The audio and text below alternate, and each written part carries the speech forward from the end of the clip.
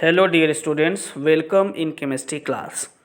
तो जैसा कि प्रीवियस क्लास में हमने आपको पी ब्लॉक एलिमेंट्स में कुछ इम्पोर्टेंट टॉपिक्स को बताया था, जैसे कि आपका dimer structure of aluminium chloride और साथ में chemical properties, reactivity towards air और साथ में एनॉमलस प्रॉपर्टीज ऑफ बोरान। और ग्रुप 14 एलिमेंट्स हमने स्टार्ट किया था कार्बन फैमिली, जिसमें हमने कुछ इंपॉर्टेंट चीज़ें डिस्कस कर ली थी, जैसे फिजिकल प्रॉपर्टीज़ के बारे में हमने आपको बता दिया था। अब इस क्लास में हम बात करेंगे केमिकल प्रॉपर्टीज़ के बारे में, ठीक है, and the oxidation states, trends in the chemical reactivity. तो देखो बच्चों, सबसे पहले इंपॉर्टेंट चीज़ ये है कि कंपाउंड्स ऑफ ग्रुप 14 एलिमेंट्स, कहने का मतलब जो ग्रुप 14 एलिमेंट्स होते हैं, इनके आउटर सेल में कितने इलेक्ट्रॉन्स होते हैं? 4 होते हैं, ठीक है। इनके आउटर सेल में 4 इलेक्ट्रॉन्स होते हैं। And the common oxidation state in group 14 elements के जो ऑक्सीडेशन स्टेट होते हैं, कॉमन ऑक्सीडेशन स्टेट 2 होते हैं, +2 होता है और +4, मतलब +2 और +4 ये 2 कॉमन ऑक्सीडेशन स्टेट होते हैं ग्रुप 14 एलिमेंट्स के। लेकिन कार्बन एक ऐसा एलिमेंट है जिसकी ऑक्सीडेशन स्टेट नेगेटिव भी होती है। कार्बन की ऑक्सीडेशन स्टेट नेगेटिव भी होती है।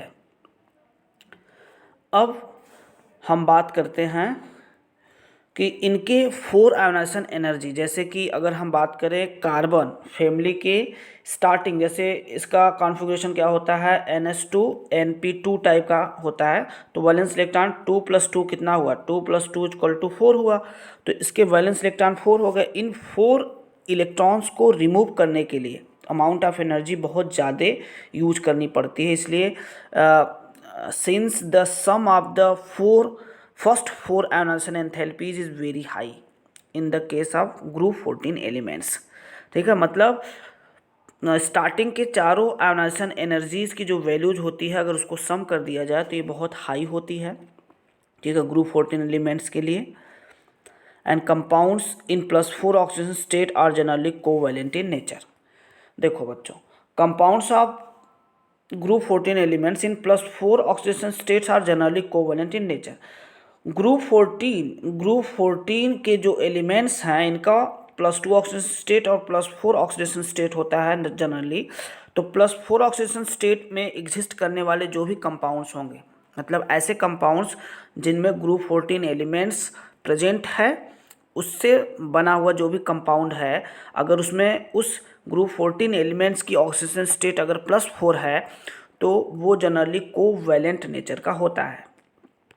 और ग्रुप 14 एलिमेंट्स, ऐसे कंपाउंड जिसमें ग्रुप 14 एलिमेंट्स की ऑक्सीडेशन स्टेट अगर +2 है तो वो कंपाउंड जनरली क्या होता है? आयनिक नेचर का होता है, ठीक है। +2 ऑक्सीडेशन स्टेट में एग्जिस्ट करने वाला कंपाउंड आयनिक नेचर का होगा और +4 ऑक्सीडेशन स्टेट में एग्जिस्ट करने वाला कंपाउंड कोवैलेंट नेचर का होगा। इस चीज़ को आप याद रखेंगे। तो जैसा कि हमने आपको बताया कि +4 oxidation state are generally covalent in nature, covalent in nature. अब देखो, अगर हम +2 ऑक्सीडेशन स्टेट के टर्म में बात करें, जैसा कि इनर्ट पेयर इफेक्ट आप जानते हो डाउन द ग्रुप आने पे, ठीक है। जैसे ग्रुप 14 में कौन कौन से एलिमेंट्स हैं? Carbon, silicon, germanium, SN, tin और PB लेड। तो डाउन द ग्रुप आएंगे तो इनर्ट पेयर इफेक्ट बढ़ेगा। क्यों बढ़ेगा? क्योंकि साइज क्या होती है? बढ़ती जाती है, जिसकी वजह से जो NS इलेक्ट्रॉन होता है वो न्यूक्लियस की तरफ टाइटली बाउंड होता जाता है। तो डाउन द ग्रुप आने पे इनर्ट पेयर इफेक्ट बढ़ता जाता है, जिसमें PB पे सबसे ज़्यादा इनर्ट पेयर इफेक्ट काम करेगा। तो इस वजह से PB का जो NS इलेक्ट्रॉन होगा, NS2, मतलब NS में प्रेजेंट दोनों इलेक्ट्रॉन्स पार्टिसिपेट नहीं कर पाते बॉन्डिंग में, इसलिए PB केवल +2 ऑक्सीडेशन स्टेट में एग्जिस्ट करता है। क्यों करता है? क्योंकि NS का इलेक्ट्रॉन बॉन्डिंग में पार्टिसिपेट नहीं कर पाता। केवल कौन सा इलेक्ट्रॉन पार्टिसिपेट करता है? NP के जो दोनों इलेक्ट्रॉन्स होते हैं वहीं बॉन्डिंग में पार्टिसिपेट कर पाते हैं। इसी वजह से PB की जो ऑक्सीडेशन स्टेट होती है वो क्या होती है? +2 होती है, और ये +2 ऑक्सीडेशन स्टेट में ज़्यादा स्टेबल होता है। तो अगर +2 ऑक्सीडेशन स्टेट के टर्म में हम अगर बात करें हैवियर एलिमेंट्स के लिए, तो इनका जो ऑर्डर होगा, स्टेबिलिटी का जो ऑर्डर होगा, हैवियर मेंबर्स की tendency to show +2 oxidation state increases in the sequence, क्या होगा? सबसे ज़्यादा पीबी का +2 ऑक्सीडेशन स्टेट के रिस्पेक्ट में पीबी की स्टेबिलिटी सबसे ज़्यादा होगी, पीबी से थोड़ा कम एसएन का होगा, उसके बाद जीई जर्मेनियम का होगा। ठीक है, तो इन तीनों एलिमेंट्स में इनर्ट पेयर इफेक्ट ज़्यादा वर्क करता है। ठीक है, सबसे ज़्यादा किस पे करता है, पीबी पे हो। ठीक है, तो it is due to the inability of ns electrons of valence shell to participate in bonding. मतलब इनएबिलिटी मतलब एनएस टू इलेक्ट्रॉन्स जो होता है वो जनरली बॉन्डिंग में पार्टिसिपेट नहीं कर पाता due to inert pair effect, जैसा कि प्रीवियस क्लास में हमने आपको बताया था। इसी वजह से ये सारे एलिमेंट्स जनरली किस स्टेट में, +2 ऑक्सीजन स्टेट में ज़्यादा स्टेबल होते हैं। +2 ऑक्सीजन स्टेट में इनके कंपाउंड्स ज़्यादा स्टेबल होते हैं। ठीक है, तो अब हम बात करते हैं कि अगर हम डाउन द ग्रुप आते हैं, देखो बच्चों, in +2 oxidation state are generally ionic in nature, it is due to inability of ns electrons, ns मतलब NS2 electrons of valence shell. The relative stabilities of these 2 oxidation state vary down the group.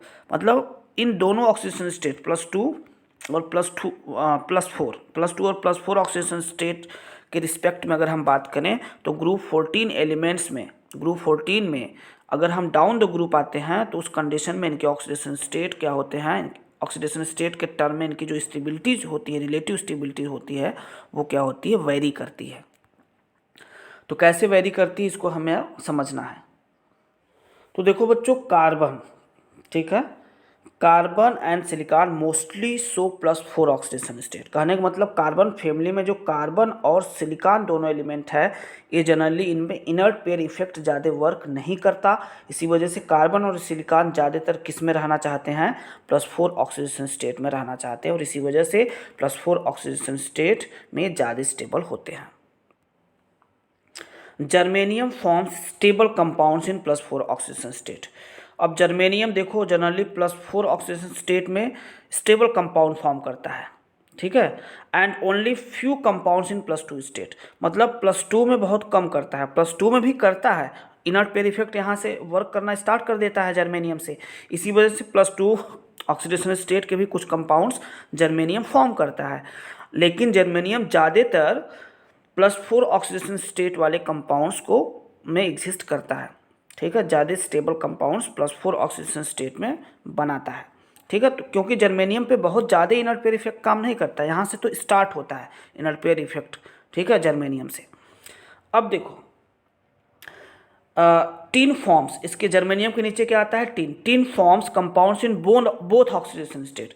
Tin जो होता है +2 oxidation state में भी compound बनाता है और +4 oxidation state में भी कंपाउंड बनाता है, और जनरली +2 वाला भी स्टेबल होता है और +4 वाला भी स्टेबल होता है।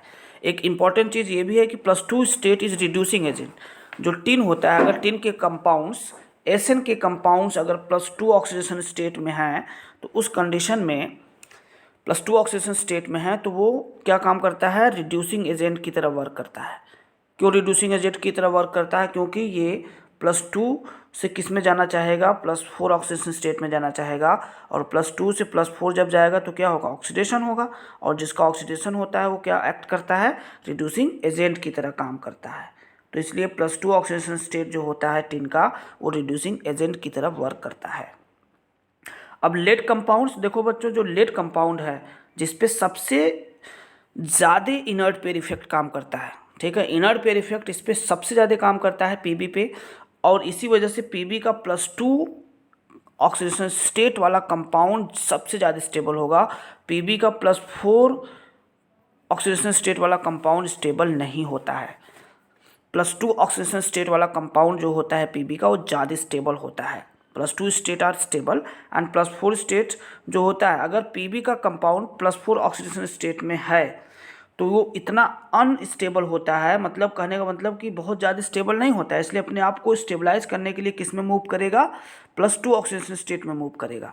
और जब ये +4 से +2 में जाएगा तो जाहिर सी बात है ऑक्सीडेशन नंबर डिक्रीज कर रहा है, तो यहाँ पे क्या हो रहा है, रिडक्शन हो रहा है, और जिसका रिडक्शन होता है मतलब +4 वाले का रिडक्शन हो रहा है +2 में, तो +4 अगर रिड्यूस हो रहा है तो कहीं ना कहीं ये कैसा वर्क करेगा, ऑक्सीडाइजिंग एजेंट की तरह काम करेगा। तो इसीलिए क्या लिखा गया है कि +4 state are strong oxidizing agent in the case of lead.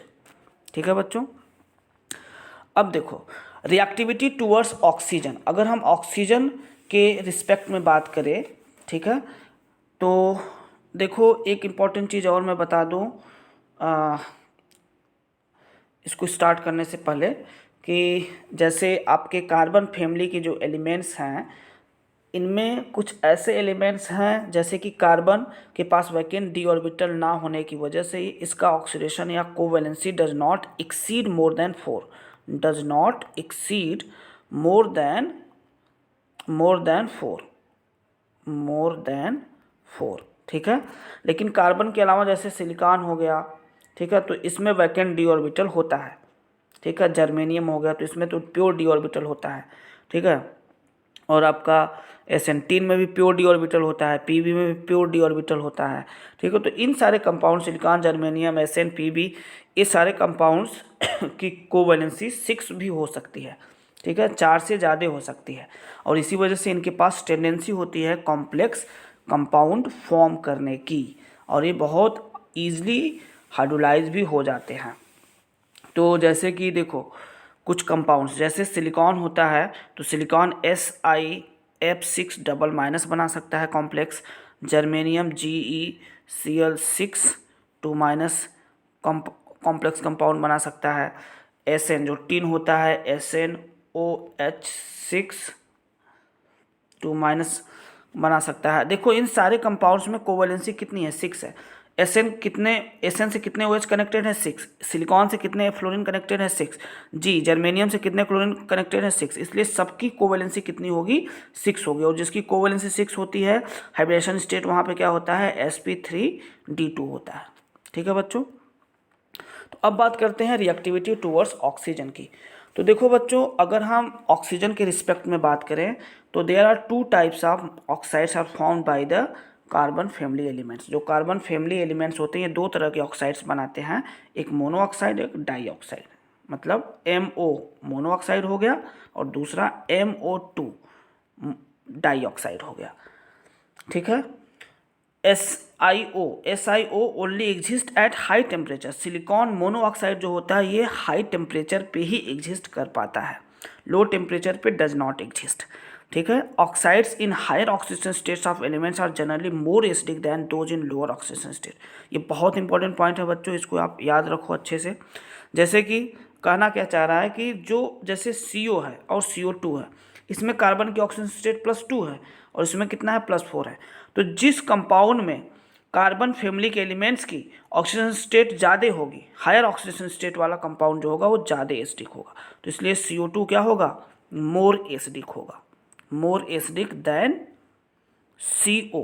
कहने का मतलब जिसमें ऑक्सीजन स्टेट जिस कंपाउंड की ज़्यादा होगी वो कंपाउंड उतना ही ज़्यादा एसिडिक नेचर का होगा, ठीक है। तो वो डिपेंड करता है किस पे, ऑक्सीडेशन स्टेट पे भी एसिडिक कैरेक्टर को हम एक्सप्लेन करते हैं। किसी भी कंपाउंड में ऑक्सीडेशन स्टेट अगर ज़्यादा है, जिसमें ऑक्सीडेशन स्टेट ज़्यादा होगा जिस कंपाउंड में सेंट्रल एटम का, वो ज़्यादा एसिडिक नेचर का होगा। इसी तरीके से कंपाउंड आपको एक होमवर्क भी दे रहा हूँ मैं, इसी पे आप मुझे बताएंगे। HClO हो गया, HClO2 हो गया, HClO3 हो गया और HClO4 हो गया। इन चारों कंपाउंड्स में आपको एसिडिक स्ट्रेंथ बतानी है कि सबसे ज़्यादा किसकी होगी। अब HClO में Cl सेंट्रल एटम है, इन सब में Cl क्या है, सेंट्रल एटम है। तो इसलिए सबसे पहले आप Cl की ऑक्सीजन स्टेट निकाल लेंगे और उसके बेसिस पे इसको आप एसिडिक स्ट्रेंथ में, increasing order of acidic strength में इसको आप क्या करेंगे, अरेंज करके हमें बताएंगे। तो देखो अब नेक्स्ट है बच्चों कि कार्बन डाइऑक्साइड, सिलिकॉन डाइऑक्साइड, जी मतलब जो कार्बन फैमिली में डाइऑक्साइड्स हैं जैसे कार्बन डाइऑक्साइड, सिलिकॉन डाइऑक्साइड और GO2, ये सभी क्या होते हैं, एसिडिक होते हैं। वेर एज SnO2 और PbO2 ये एम्फोटेरिक नेचर के होते हैं। इसको याद रखना कि SnO2 और PbO2 एम्फोटेरिक होता है और बाकी एसिडिक होते हैं। मोनोऑक्साइड्स में अगर हम बात करें तो कार्बन मोनोऑक्साइड न्यूट्रल होता है, GeO जो होता है डिस्टिंक्टली थोड़ा बहुत एसिडिक होता है, जबकि SnO और PbO ये दोनों कंपाउंड भी एम्फोटेरिक नेचर के होते हैं। अब देखो बच्चों आपके NCERT में 11.5 एक क्वेश्चन दिया हुआ है, ठीक है, उसको आप देख लेंगे, इंपॉर्टेंट क्वेश्चन है वो, जरूर उसको समझ लेंगे। नेक्स्ट है बच्चों रिएक्टिविटी टूवर्ड्स वाटर। देखो बच्चों जब कार्बन, सिलिकॉन और जर्मेनियम ग्रुप 14 एलिमेंट्स में अगर हम बात करें तो ग्रुप 14 एलिमेंट्स में आपका कार्बन, सिलिकॉन और जर्मेनियम ये तीनों एलिमेंट्स जो होते हैं are not affected by water. मतलब इनका इन तीनों का रिएक्शन जब वाटर से होता है तो वाटर के साथ ये रिएक्शन नहीं करते हैं, ठीक है, does not affected by water. और टिन का रिएक्शन, एसएन का रिएक्शन स्टीम के साथ होता है। स्टीम मतलब वाटर का स्टीम जब होता है उसके साथ जब रिएक्शन करवाया जाता है तब ये बड़े आसानी से डाइऑक्साइड में कन्वर्ट हो जाता है, SnO2, और साथ में हाइड्रोजन गैस भी क्या करता है, लिबरेट करता है, ठीक है। तो इस तरीके से अब एक एलिमेंट और बचा आपका क्या, Pb, लेड, ठीक है। Pb is unaffected by water, ये वाटर के थ्रू ये भी नहीं अफेक्टेड होता है, ये भी रिएक्शन नहीं करता है, क्योंकि लेड के चारों तरफ क्या होता है, एक प्रोटेक्टिव ऑक्साइड फिल्म का फॉर्मेशन हो जाता है। लेड के सरफेस पे ऑक्साइड लेयर के डिपोजिशन, ऑक्साइड लेयर के फॉर्मेशन की वजह से ये वाटर के साथ रिएक्शन नहीं कर पाता। नेक्स्ट है बच्चों रिएक्टिविटी टूवर्ड्स हैलोजन। देखो रिएक्टिविटी टूवर्ड्स हैलोजन्स की, मोस्ट ऑफ द MX4, मतलब देखो अगर कार्बन फैमिली के एलिमेंट्स हैलोजन के साथ रिएक्शन करते हैं तो दो तरह के हैलाइड्स बनाएंगे, एक MX2 टाइप का हैलाइड बनाएगा और एक MX4 टाइप का हैलाइड बनाएगा, क्योंकि इसके दो ही ऑक्सीजन स्टेट जनरली कॉमन होते हैं, +2 एक +4, तो इन्हीं दो ऑक्सीजन स्टेट से ये दो कंपाउंड्स बनेंगे, एक MX2 और एक MX4। MX2 क्या होगा आपका, आयनिक नेचर का होगा, और MX4 क्या होगा, जनरली कोवैलेंट नेचर का होगा, जैसा कि आप जानते हो। तो most of the MX4 are covalent in nature. The central metal atom are in these halides undergo sp3 hybridization. MX4 में क्या होता है, sp3 हाइब्रिडेशन पाया जाता है, और मॉलिक्यूल क्या होता है, टेट्राहेड्रल शेप का होता है। MX4 है तो जाहिर सी बात है कि सेंट्रल एटम से 4 एक्स क्या होंगे, इस तरीके से कनेक्टेड होंगे, जो कि क्या करेंगे, टेट्राहेड्रल शेप बनाएंगे, ठीक है। This is tetrahedral shape. और इस सेंट्रल एटम का, कार्बन फैमिली का कोई भी एलिमेंट यहाँ M की जगह हो सकता है, जिसकी हाइब्रिडेशन स्टेट क्या होगी, sp3 होगी। अब देखो बच्चों यहाँ पे कुछ इंपॉर्टेंट पॉइंट्स है, इसको आप जरूर ध्यान से समझ लो। पहली चीज़ कि एक्सेप्शंस है, जैसे SnF4 और PbF4 को आप सोचोगे कि ये क्या होना चाहिए, कोवैलेंट होना चाहिए, लेकिन ऐसा नहीं होता है, ये आयनिक नेचर का होता है, इसको याद रखना। SnF4 और PbF4 आयनिक होता है, जबकि होना क्या चाहिए था, कोवैलेंट अकॉर्डिंग टू कॉन्सेप्ट, लेकिन आयनिक नेचर का ये होता है। और PbI4 does not exist, PbI4 बनता ही नहीं। PB पे इनर्ट पेयर इफेक्ट बहुत ज़्यादा वर्क करता है, इसी वजह से ये PbI4 न बन के किस में ज़्यादा स्टेबलाइज होता है, PbI2 में ज़्यादा स्टेबल होता है। PbI4 इसलिए एग्जिस्ट नहीं करता क्योंकि PB लेड और आयोडीन के बीच का जो बॉन्ड होता है initially form during the reaction, जब ये ड्यूरिंग द रिएक्शन बनता है तो not release the energy he release नहीं होती है, और to unpair 6 electrons, 6s2 electrons जो होते हैं अनपेयर, ठीक है, electrons and excite one of them to higher orbitals to have 4 unpaired electrons around PB atom. कहने का मतलब एक्साइटेशन ही नहीं हो पाती है, जिसकी वजह से 4 अनपेयर्ड इलेक्ट्रॉन्स ही नहीं मिलता है। कहने का मतलब कि इनर्ट पेयर इफेक्ट की वजह से ये जो 6s का इलेक्ट्रॉन है दोनों, ये बॉन्डिंग में पार्टिसिपेट ही नहीं कर पाता है। न्यूक्लियस क्या करता है, इसको टाइटली बाउंड कर लेता है, और जब टाइटली बाउंड करता है तो इसका इलेक्ट्रॉन एक्साइट ही नहीं हो पाता है, और जब एक्साइट नहीं होगा तो 4 अनपेयर्ड इलेक्ट्रॉन्स मिलता ही नहीं है। PB का जब 4 अनपेयर्ड इलेक्ट्रॉन्स नहीं मिलेगा तो ये कैसे 4 बॉन्ड बना लेगा। तो इसी वजह से इनर्ट पेयर इफेक्ट काम करने की वजह से इसमें 6s का इलेक्ट्रॉन काम नहीं, बॉन्डिंग में पार्टिसिपेट नहीं करता। 7p, ठीक है, सॉरी 6p के दोनों इलेक्ट्रॉन केवल बॉन्डिंग में पार्टिसिपेट कर पाते हैं, हाँ, बॉन्डिंग में पार्टिसिपेट कर पाते हैं, ठीक है। तो इसी वजह से इसका ऑक्सीजन स्टेट +2 होता है, और इसी वजह से PB के पास 2 ही अनपेयर्ड इलेक्ट्रॉन्स हो पाते हैं, और इसी वजह से ये PbI2 में ज़्यादा स्टेबल होता है। ओके बच्चों, तो आज की क्लास के लिए इतना ही। Thank you for watching this video, have a good day.